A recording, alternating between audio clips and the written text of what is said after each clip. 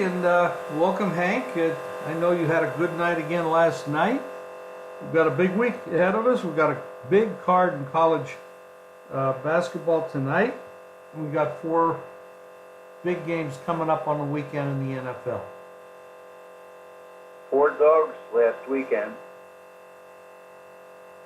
Yeah, they all got the money. Yep. And all, 4 dogs all covered last week. And 3 of the games went under, and the Dallas-Seattle game went over on basically the last minute. So it was. Excuse me. Well, unless you had got down early on Dallas. Right. There was a couple of lines that you could have shopped around and gotten numbers. Yep. No question. Shopping numbers is very important. Yep. Well, I think shopping numbers right now could be important too. I mean, I think that New England giving 4 points is a pretty good number for them. And they're playing a team that's never won there, where they, Rivers is averaging 1 touchdown a game over his last 4 games. It's interesting news that came out about the Baltimore game with the Chargers, and that the Chargers knew 70% of the plays that Baltimore was running. And was that because they had played them 2 weeks earlier? No, I don't know what the reason was, but one of the Charger players said that they knew what was coming on 70% of the plays that Baltimore ran, and I think it's because of the quarterback and his limitations. Yeah, probably so. Well, I don't think that's going to be the case this week. The big argument that gives further credence to the theory that they should have made a change of quarterback at halftime. Absolutely should have done that. Yeah, a lot of criticism out there about that. The coaching carousel changes again. Kliff Kingsbury gets the Arizona Cardinal job. After being hired at USC as an offensive coordinator. I don't understand that. He was a losing coach when he had Mahomes in college, Kingsbury. And now he goes to a team that fired its head coach after 1 year and gets a 4-year contract. Well, you know what that 4-year contract means with Arizona. LaFleur is an interesting hire, too. I think they like the fact that he worked so closely with the Rams coach. He had 1 year at Tennessee, 1 year as offensive coordinator with the Rams, and worked as a quarterback coach with the Rams coach in Atlanta. Yeah. Now he has to go in and work with a quarterback who's very opinionated. Good luck to him. Good luck. Yeah, it's most of these guys are going to be gone in 1 or 2 years, but every once in a while. I think we were right about the Tampa Bay job when we gave it out on Monday. Not only that Arians got the job, but he's bringing Todd Bowles with him. I think I said that on the show.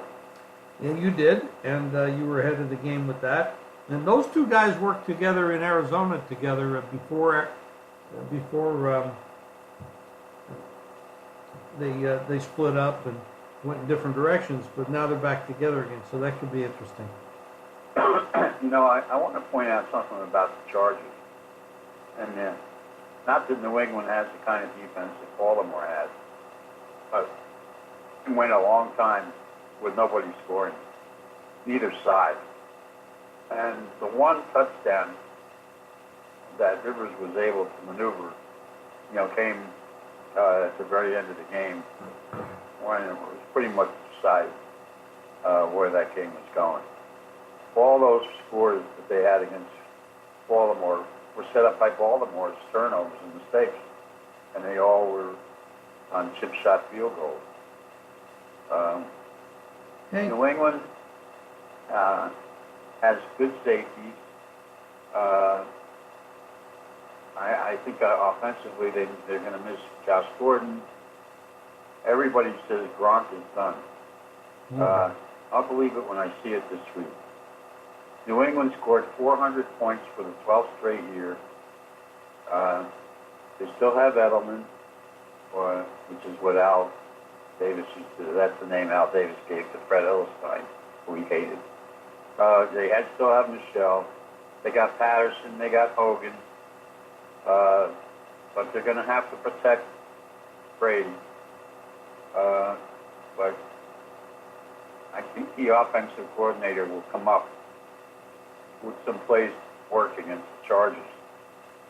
The Chargers' safeties are pretty good, but their corners aren't that great.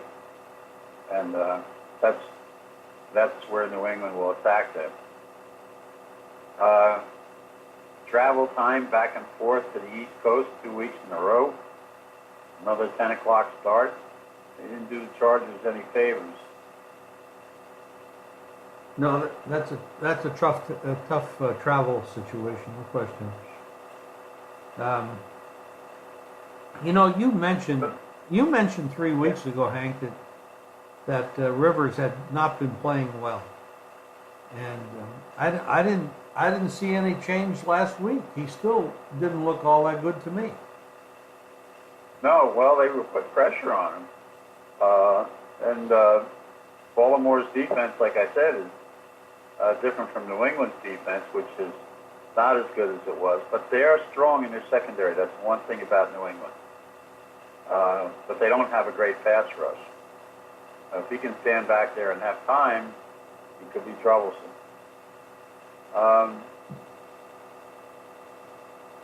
Philadelphia, New Orleans, boy, that's a game that you've got, you wonder, can Foles do it again? The last time Philadelphia went in there, it was with Wentz, and they didn't have Golden Tate. It's their 5th road game in 6 weeks, and they're going up against the New Orleans defense that's playing very well. And over the last 6 weeks, with one exception, they've given up 12.3 points per game on defense. Wow. That's pretty strong. Very. They got, and one thing about Philadelphia, the Bears did run on them successfully, and I think New Orleans will too with, their 2 backs. Ingram should have a big game for his fantasy players. The thing that bothers me about New Orleans right now is that the receivers have dropped a lot of passes. Breeze has been on the money, but he doesn't have that many dependable receivers. And that's why they've fallen off. They've only scored 20 points per game since Thanksgiving. Yeah, they have become more of a ground and pound team, and controlling is, and the defense is playing well. So they don't want to be, but Breeze has not been able to complete passes because of all the drops, and he's had open guys who have dropped passes. Yeah, his receivers are no good. He doesn't have the receiving core that he used to have. Right. The total on that game will open 51.5. It's now 50, and for a New Orleans team playing in the Dome, that's a telling move. And so you're right. Well, I'll tell you something. They're going to have receivers open against the Philadelphia secondary. Yep.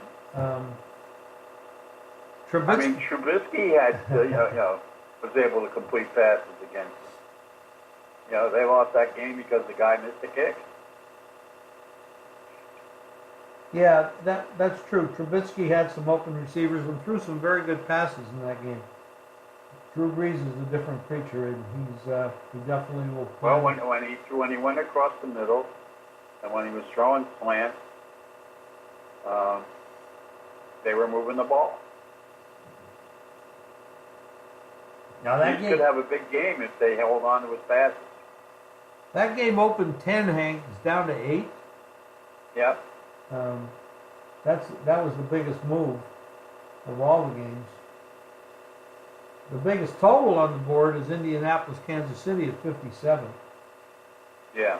Well, you got two quarterbacks who are hot right now, and Kansas City's defense isn't very good. They come into this game with a 1-5-1 record against the spread since November. And, Indianapolis right now has got Hilton, Ebron, Inman, some good weapons to throw the ball to. Last week they sacked Watson 3 times and hit him 8 times. They can protect their own quarterback. Kansas City's defense is bad. Yeah, they are. They have another big factor for Indianapolis is they have Mack. They run the ball very well. They got 148 yards last week. Yeah. And that could control the tempo of the game and keep Mahomes on the sideline. If they can do that. And the incredibly bad record that Andy Reid, Kansas City has in these playoff games is kind of remarkable, actually. I think they're 0-7 at home. Yeah, they are. That's usually you think of Kansas City as being a strong home field, but certainly has not been the case in playoff games. That's for sure. And Andy Reid is usually thought of as being very strong coming off a bye. Yes. Yes, he has. Got a lot of great games in college basketball tonight and throughout the week. It's really... I want to talk about the Rams for a moment. Okay. Dallas, one thing to remember about Dallas is they're not the team on the road that they are at home. This is going to be a battle of running backs. Ezekiel, I think what the Rams are going to do defensively is going to stack the line against Ezekiel and force Prescott to throw the ball. That's how their defense, and then when they go after Prescott, they've got, I think, the best pass rusher in the game, at defensive end, and Donald. And the Rams have trouble against the run. They give up 5.1 yards per carry, and then the Rams have Gurley, and when Gurley carries the ball 17 times, they win. Excuse me. So, but Goff at home, he's thrown 22 touchdown passes and only 3 picks. He's a better guy at home than he is on the road. He's got Woods, Brooks, Reynolds, and Gurley out of the backfield. I'll tell you a big difference that the Rams have in this game. Their special teams are special. They are a big threat on special teams. Score. Their kicking game is excellent. Their punter is tremendous. And Dallas is going to have bad field position in this game off the Rams' punting game. So, the advantages really add up for the Rams, who are rested. Dallas is coming off a physical game against Seattle. Teams to play Seattle, you can look it up, the next week, they're sore, and they're not that good. Yeah, the Dallas got beat up a little bit. Beasley got hurt, and they lost their other, wide receiver with terrible injury to his ankle. Of course, he's out. Beasley will play, but he's not the greatest of shape. That's for sure. Seattle will beat you up. Yeah, a lot of criticism of Seattle and the way they called their plays in that game. Pretty widespread criticism of Schottenheimer and his play calling in last week's game, but that was last week. Going forward, we've got a lot of college basketball coming up. And by the way, Hank, what did you think of that Clemson-Alabama game? Well, I was surprised, but I wasn't sorry. I had the over, and when it went to 55, I doubled down on the over play. So I didn't get hurt in the game, but I was really surprised that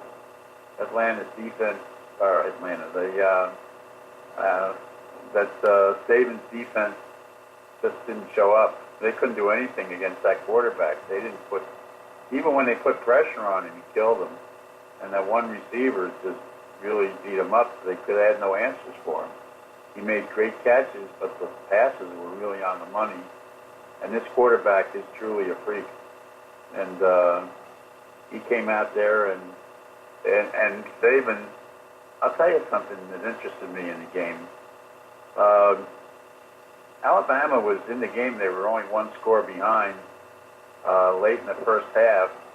And Saban, on 4th down and 4, goes for a fake kick. And they didn't make it. And they turned the ball over to Clemson with real good field position for Clemson. That's a huge coaching mistake by Saban. He panicked and went for the fake kick when they could have put them in bad field position. And of course, Clemson went in to score and took a 2-score lead into halftime. And then when they came out in the second half and couldn't score on the opening possession, and they had a 4th down and short, didn't go for it and punted. So they punted when they should have gone for it, and didn't kick when they should have kicked. He coached a lousy game. He did. But, and that's one of the reasons why it was such a blowout. Not that you're going to, hold it against a guy who has that many championships, but I don't think he likes being on the short end of a game like that. And, for the second week in a row, he kind of lost it.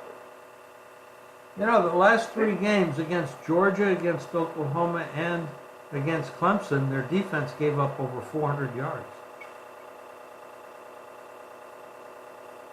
That was that's not what you typically get from Alabama. And by the way, his quarterback had a bad game. Oh, terrible. Real bad game. He was like a deer in headlights. Yeah, he had no idea what he couldn't complete a pass.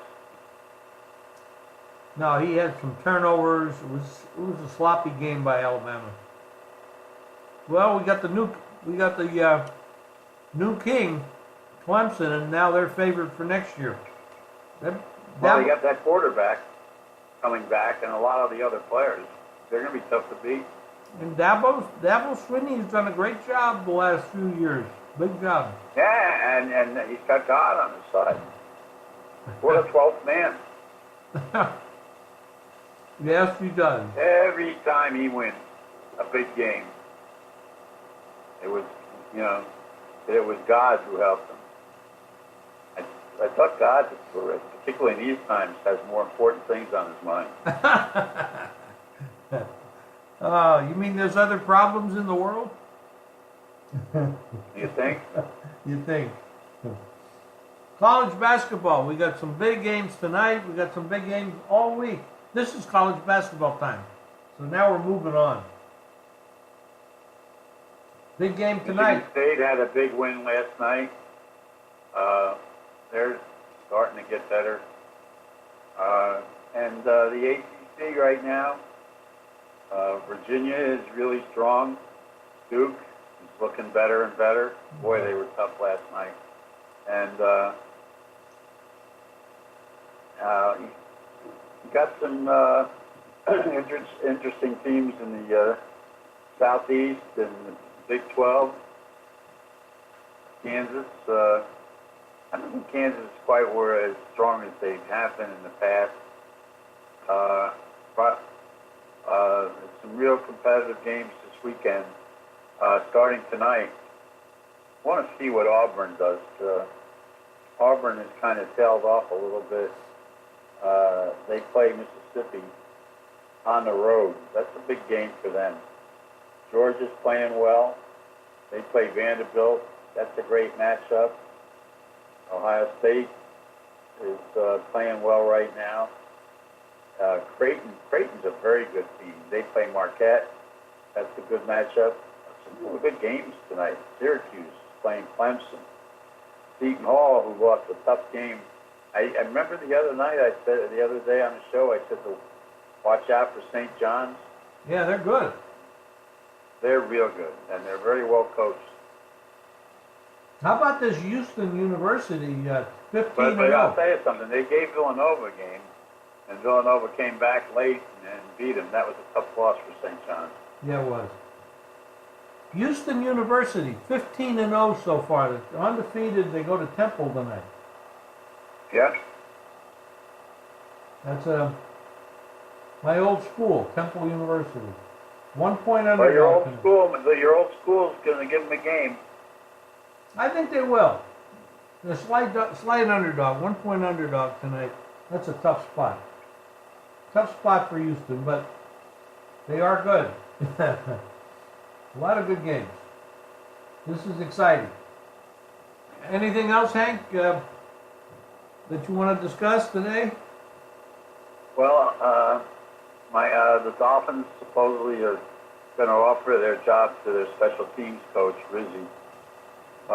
Greer, their chief of football operations, has been enjoying going on the road and interviewing guys. But this is supposedly the person that they want to offer the job to. That'll be interesting to see how that turns out.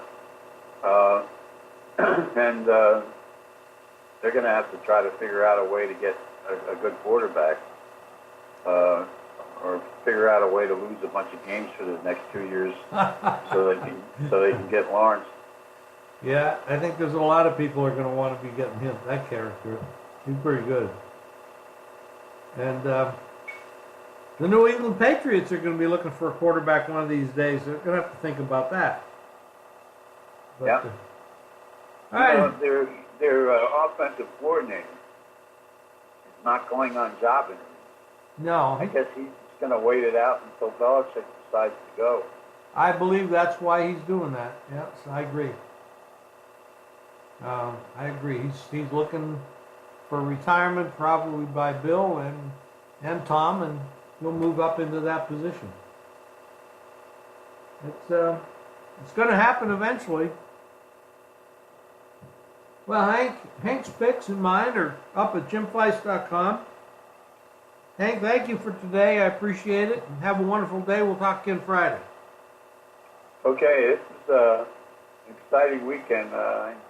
I'm still licking my wounds over that missed kick by the Bears. Yeah. I had Chicago at 11-1 to go all the way, and that game could have gone either way. And I thought that Nagy did a good coaching job. He came out with a great script at the start of the second half. He's a good coach. They're going to be good for a long time there. But they better get a kicker. Yeah, it's been hard for the kickers this year. There's been a lot of turnover in kickers. It's I guess it's a tougher job than we thought it was. But anyway, Hank, we'll talk Friday. Thank you. Okay. Bye-bye.